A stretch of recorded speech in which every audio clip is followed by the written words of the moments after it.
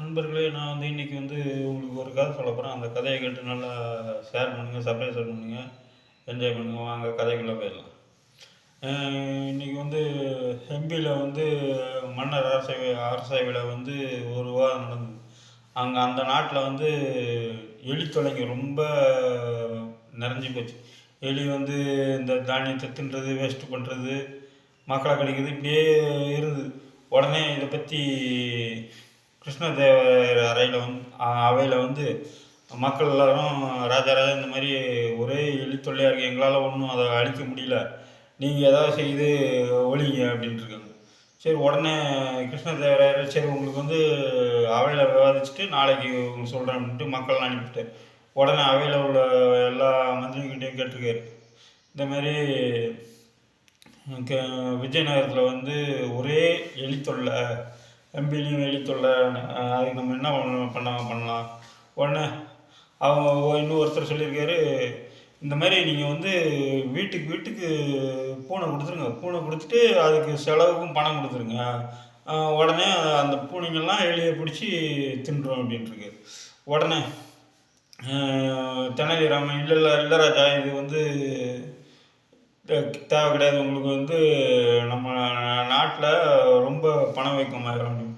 அதெல்லாம் இல்லை, நான் எல்லாத்துக்கும் உடனே அடுத்த நாள் எல்லா மக்களையும் கூப்பிட்டு எல்லாருக்கும் பூனையும் கொடுத்துட்டு உங்களுக்கு காசும் இதை பராமரிக்க டெய்லி தருவோம் அப்படின்ட்டுருக்கு.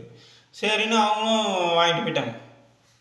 வாங்கிட்டு போனால் ஆனால் 1 மாதம் ஆச்சு, 2 மாதம் ஆச்சு, 3 மாதம், 4 மாதம் ஆச்சு, அப்போ கூட எலி தொல்லையே குறையல. ஆனால் இது கஜானாவில் இருந்த காசெல்லாம் காலியாச்சு. ஐயோ என்ன பண்ணுறது அப்படின்ட்டு உடனே தெனாலிராமன் வாண்ட கொடுத்தனே அந்த பூனை என்னாச்சு, எடுத்துகிட்டு வரேன் மகாராஜா.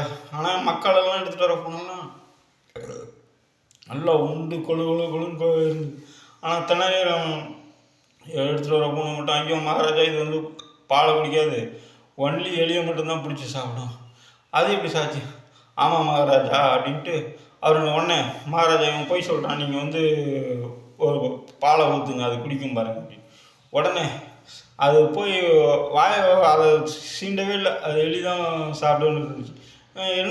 நான் என்ன பண்ணேன்னா, உடனே நீங்கள் குட்டியாக கொடுத்தம்போதே இதுக்கு பாலை பார்த்தா பயங்கர நல்லா சுட பாலை வச்சோன்னு அது டக்குனு ஐயோ இந்த இதை சுடும் அப்படின்ட்டு அது வாய் வைக்கல. உடனே சரி, உடனே மகாராஜா அப்போ எலி தொல்லைலாம் நீங்கள் எலி பூனையும் கொடுத்து அதுக்கு காசு கொடுத்துறீங்க, அவங்க நல்லா பூனைக்கு உணவெல்லாம் வாங்கி போட்டுறாங்க, அது நல்லா திண்டு தூங்கிடுது. அப்போ எலியை பிடிக்கிறதுக்கு அதுக்குள்ள அதனால் என்ன செய்யணும்னா, பூனையெல்லாம் நீங்கள் திருப்பி வாங்கிருங்க, எலி தொல்லையை ஒழிக்கணும்னா மக்களே அவங்க முயற்சியில் ஒழிச்சுக்கிட்டோம். உடனே ராஜா இது நல்ல யோசனையாக இருக்குன்ட்டு பூனையெல்லாம் திருப்பி வாங்கிட்டாரு. அப்புறம் அதுக்கப்புறம் கொஞ்சம் கொஞ்சமாக எலி தொல்லைகள்லாம் படிப்படியாக குறைஞ்சி. நன்றி, வணக்கம்.